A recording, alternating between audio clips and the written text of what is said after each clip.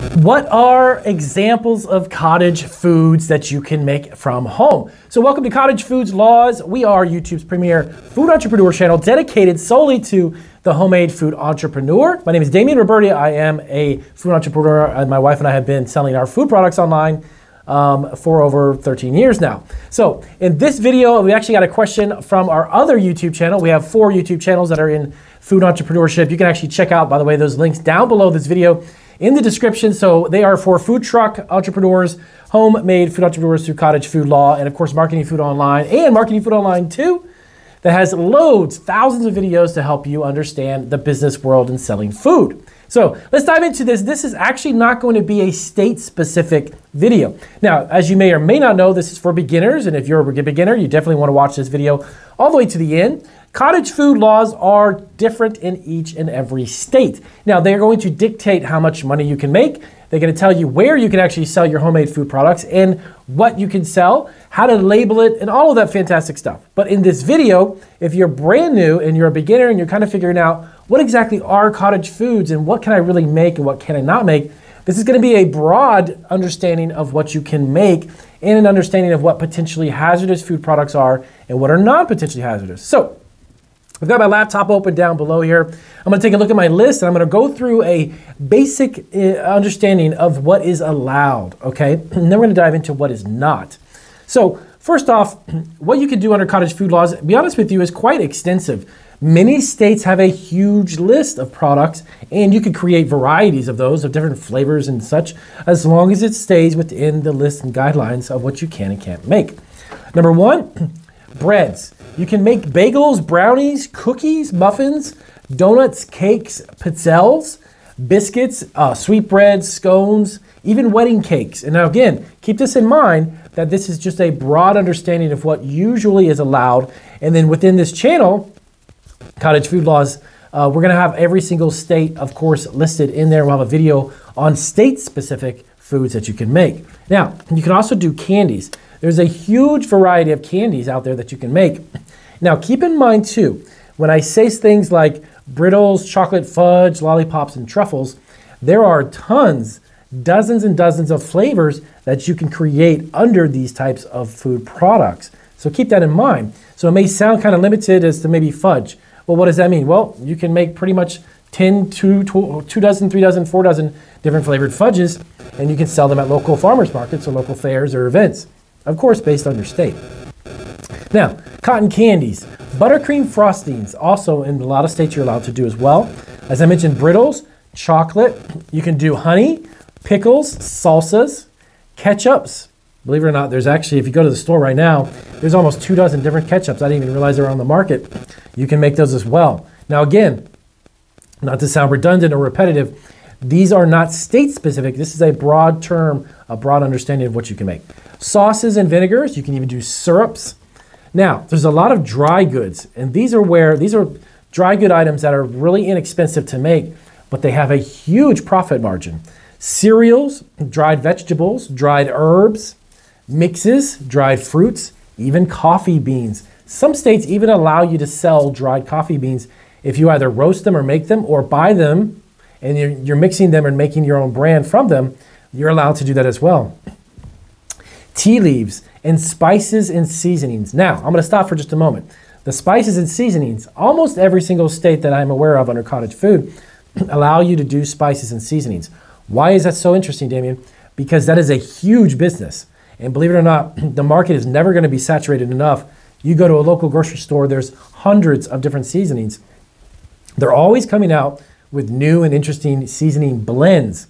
So if you have a unique family recipe for spices and seasonings, I would jump on this as soon as possible because they're very inexpensive to get. Buying them in bulk, mixing them, and even selling them in bags or small containers is a no-brainer. Hugely profitable. Next up, some states even allow carbonated drinks and fermented foods.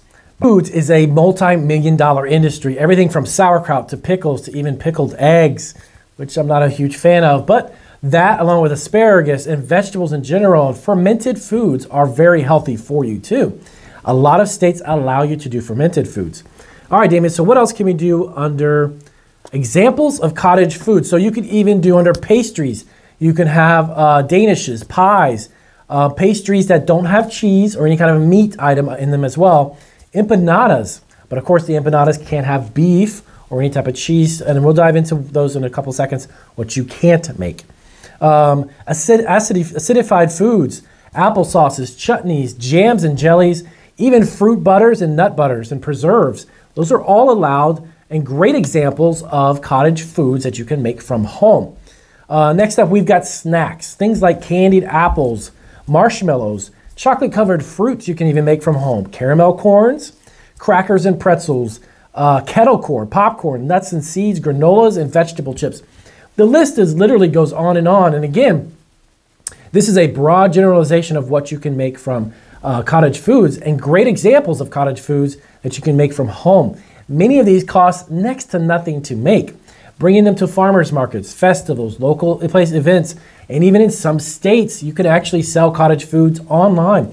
As a matter of fact, Florida just updated their law and allows you to ship online and ship your products through other states through their cottage food laws. There's a lot of states that are now beginning to adjust these laws and kind of loosen up, if you will, a little bit on them, allowing people to sell these types of products that you can make, but ship them literally out from your home to other states, which was never allowed before, okay? Now keep in mind too, is like I mentioned it before, definitely hit the subscribe button if you're brand new to our channel, because there's going to be hundreds of videos we are going to have on this channel dedicated specifically to cottage food and how to grow it, how to market it online, even sell your food online from home, and so much more. Now we got into a broad list of what you can make. Now, Damien, what are some of the things that you cannot make that are not going to be allowed under cottage food laws? Okay, some states do not allow you to do meat jerkies. If you're using raw meat, raw protein, and you're drying them and that type of thing, most every state doesn't allow you to do meat jerkies. Low acid canned foods. Now, there's a lot of people who are into canning, and they're asking, hey, Damien, can you sell canned food products under cottage food? No. The reason being, and that's not in every state. This is just in broad general understanding. Low acid canned foods have a tendency to have bacteria that could grow in them and they become something that's very dangerous to eat. Potentially hazardous is the terminology that's used in the cottage food industry for producing products that are not allowed under cottage food laws. What else can I not make, Damien? Well, things like tacos, meats, things like fish, high products that could be potentially hazardous that are time or temperature sensitive. What that means specifically is, let's say for instance, you wanted to sell tacos from home. Well, you can't sell tacos because it's made with a beef product or fish or whatever you're stuffing it with the protein, and that product has to be consumed within a very short period of time. That's what restaurants sell, food trucks sell, and within other parts of the food industry. But under cottage food laws, those are considered potentially hazardous, and you want to stay away from those, okay? Now, with that being said, there are two states, believe it or not, and I believe it's Utah and California. Utah and California, and I might be wrong on that, but I believe it is Utah and California, have created laws that actually allow you to make and sell cooked food, pretty much what I just mentioned you can't sell, but they can also deliver it within a certain radius. It's pretty impressive and pretty interesting that those states have opened that up. California has two types of laws, actually licenses, Class A and Class B. The Class B one really has a huge amount of flexibility, but the state has created that law, but the counties and cities have to adopt it. So the local area, the local ordinances have to allow you to do that under those laws in California. So you want to stay away from products that are time or temperature sensitive. And most every state across the board is pretty similar when it comes to that. So these are some great examples of products that you can sell from home, great examples of cottage foods that you can actually sell directly from your home and make money doing it. And in some states, there are no limits. So Florida, for instance, just raised it to $250,000, $250,000 that you can sell from Florida. Many states have no limit. If you sell $500,000 in food, good for you. You sold $500,000 in food from your home. So opening a business from home, specifically selling food, is a great way to make additional money on the side or even test out a brand new business concept that you want to pursue.